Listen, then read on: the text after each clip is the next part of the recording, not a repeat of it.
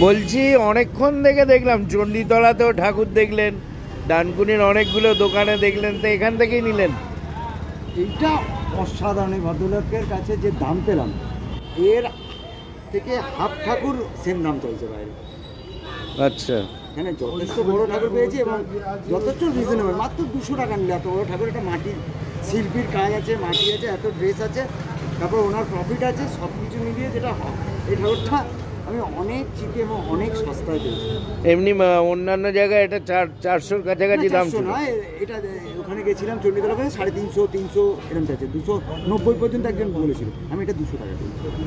বাহ, তো পুজো কি বাড়িতেই হবে তো না কারখানায়? হ্যাঁ, কারখানা ছোটো একটা যাচ্ছে ভাই, ভাইয়ের কারখানায়।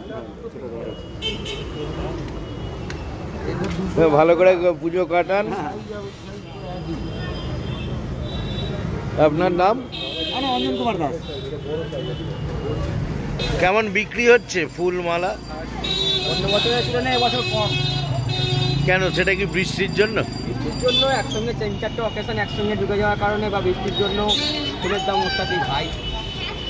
যার 4টে দরকার সে 2টো কিনছে, সবাইকে একটা পকেট মেনটেন করে চলতে হচ্ছে। বাজারের অবস্থা সবারই খারাপ, শুধু আমার নয়, সবারই খারাপ।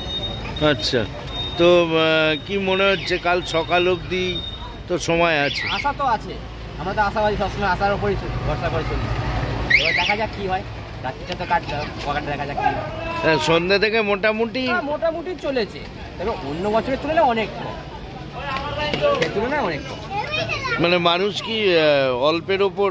হ্যাঁ, অবশ্যই অবশ্যই, মানে যাকে বলে ঘটে পটে। ঘটে পটে যাকে বলে, একদম একদম, কারণ দামটা অনেকটাই বেশি। আপনার নাম? আমার নাম সুরজিৎ পাল।